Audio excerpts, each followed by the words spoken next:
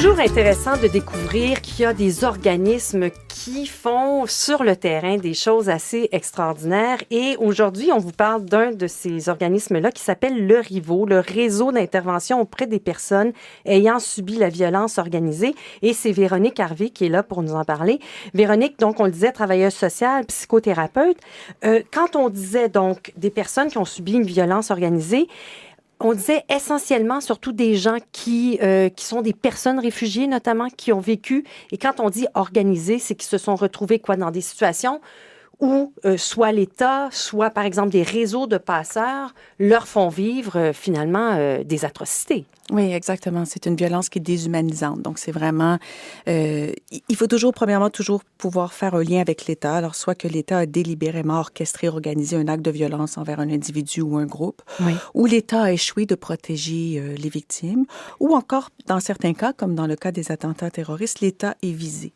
Donc, à partir de là, au RIVO, on regarde, on reçoit des gens qui ont vécu de la torture, de la guerre, des génocides, des attentats, mais on regarde aussi la violence sociale dans les pays où il n'y a pas de protection comme les victimes, comme dans le cas des personnes LGBT qui sont persécutées sur la base de leur identité ou leur orientation sexuelle. On pense aux femmes victimes de violences sur la base de leur sexe, les femmes qui ont été dans des mariages forcés ou qui ont vécu de l'inceste, ou encore là, il n'y a pas de protection pour elles. Elles vont aller à la police. La police va les renvoyer chez elles, ou même dans beaucoup de pays où il y a des lois, malheureusement, les bourreaux ne sont pas punis. Et les victimes sont forcées de fuir. Donc, on parle de gens qui ne choisissent pas de venir ici. On parle de gens qui sont forcés de fuir pour leur vie, pour leur survie. Oui, et donc, quand je disais qu'on découvre qu'il y a un organisme communautaire, puis je pense que c'est assez rare et assez exceptionnel, qui fait ce travail-là, c'est-à-dire qu'il y a des psychologues, il y a des thérapeutes un petit peu partout dans le Grand Montréal, puis au Québec, qui offrent un peu leur expertise. Ils ne sont pas complètement bénévoles, mais pas loin, et qui se mettent au service de ces gens-là, qui veulent venir en aide à ces gens-là qui sont vraiment, j'imagine, qui ont des traumas terribles. Oui, c'est principalement donc des psychologues qui sont en pratique autonome. Dans la région du Grand Montréal, on a quelques thérapeutes qui ont joint notre réseau récemment, dont une thérapeute de la région de Gatineau et une autre de Trois-Rivières, si je ne me trompe pas.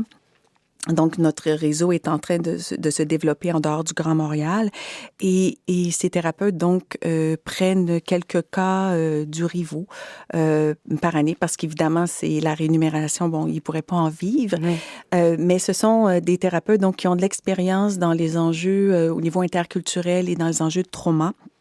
Et quand on parle de trauma, c'est spécifiquement le trauma relié à la violence organisée, qui est un trauma qui ne se traite pas de la même façon qu'un trauma relié à un accident de voiture. Parce que là, on parle de violence qui a été faite d'un humain à un autre. Et c'est la relation avec l'humain qui est brisée, qui est endommagée, le lien de confiance et la perception du monde dans lequel on vit qui devient assez sombre. Et j'imagine que, Véronique Harvey, dans tout ça, l'objectif, c'est de permettre à la personne de retrouver le plus possible. Donc, il y a des gens en état de choc qui arrivent dans une culture qu'ils ne connaissent pas, une vie le plus normale possible, parce qu'il y a toutes sortes de mécanismes que l'humain met en place quand il a été victime d'autant de violence. Hein. La personne peut se refermer, la personne peut même devenir un peu, on a l'impression des fois insensible, une espèce de distance. C'est possible, ça aussi. Oui, ça arrive qu'il y a des gens qui sont carrément gelés émotionnellement parlant. C'est comme une espèce de façon c'est un mécanisme de protection. En fait, ça les empêche d'être envahis par des émotions qu'ils ressentiraient suite à la violence qu'ils ont vécue. Puis c'est pas seulement suite à la violence, mais c'est aussi, comme vous le disiez tout à l'heure, c'est suite au déracinement. Donc, c'est toute l'identité, c'est le moi, comment je me perçois moi dans le monde dans lequel je vis, qui tout d'un coup est vraiment très ébranlé et parfois complètement déconstruit, parce que c'est l'objectif d'un bourreau, c'est de déconstruire la personnalité de la personne. Donc, ces personnes-là, en plus d'avoir subi des violences, une violence déshumanisante, d'avoir été humiliées et sévèrement, physiquement et psychologiquement endommagées, ils ont aussi été déracinés. Donc, ils ont perdu leur quartier, leur vie, parfois leur famille. Il y en a qui ont dû fuir seuls, laisser des enfants derrière dans l'espoir, une fois qu'ils auront trouvé la sécurité, de pouvoir les faire venir. Donc, ils doivent se retrouver eux-mêmes. Ils se sont souvent perdus, ils ne savent même plus qui ils sont. Ils ont peur, évidemment, quand tu sais plus qui tu es, tu as peur d'être en contact avec les autres, tu as surtout peur que les autres se rendent compte que tu vas pas bien. Et ces gens-là deviennent souvent très isolés ou ils vont avoir des contacts sociaux, mais très superficiels. Ils vont mettre un sourire devant leur détresse. Et c'est souvent des gens qui finissent par développer des idées suicidaires. Donc, c'est très important qu'ils soient vus rapidement. Et nous, au Rivaux, ça fait 25 ans qu'on existe. Bon, en 25 ans, on a offert quand même 40 000 heures de thérapie gratuite. Et donc, on essaie de répondre à la demande croissante aussi en ce moment parce qu'on a de plus en plus de demandes. Et qu'est-ce que vous diriez, Véronique Harvey? Parce que souvent, on parle notamment aussi des enfants, parce qu'il y a des enfants qui ont vécu ou qui ont été témoins de choses extrêmement violentes. Et bien sûr, ils se retrouvent dans le système scolaire notamment. Qu'est-ce que vous diriez aux voisins, aux enseignants, aux éducateurs qui se retrouvent avec des gens qui ont peut-être justement des traumas comme ceux-là? Mais je leur dirais de nous appeler. Ouais. Tout simplement, d'entrer en contact avec nous. Et si le Rivaux ne peut pas jouer un rôle, nous, on connaît quand même bien le réseau qui existe, le réseau d'intervention auprès des personnes réfugiées, parce qu'il faut préciser aussi que ce ne sont pas toutes les personnes réfugiées qui ont besoin de thérapie. Absolument, absolument. Nous, on voit vraiment que les plus vulnérables, donc nos services ne sont pas toujours appropriés pour... Et qu'est-ce qui vous, personnellement, motive? Qu'est-ce qui vous a amené au Rivaux? Je sais pas, peut-être mon vécu à New York. J'étais présente lors des attaques du 11 septembre.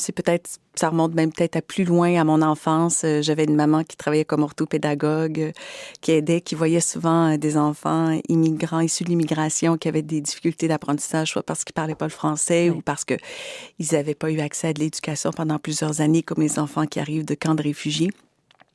Peut-être que j'ai un papa aussi travailleur social qui a aidé pendant toute sa carrière des jeunes en détresse. Donc, je pense que j'ai été sensibilisée très jeune. Et puis aussi parce que j'ai été immigrante aussi aux États-Unis, que je parlais pas l'anglais quand je suis arrivée à New York. Donc, je comprends un petit peu ce que ça veut dire que de devoir tout refaire et tout reconstruire.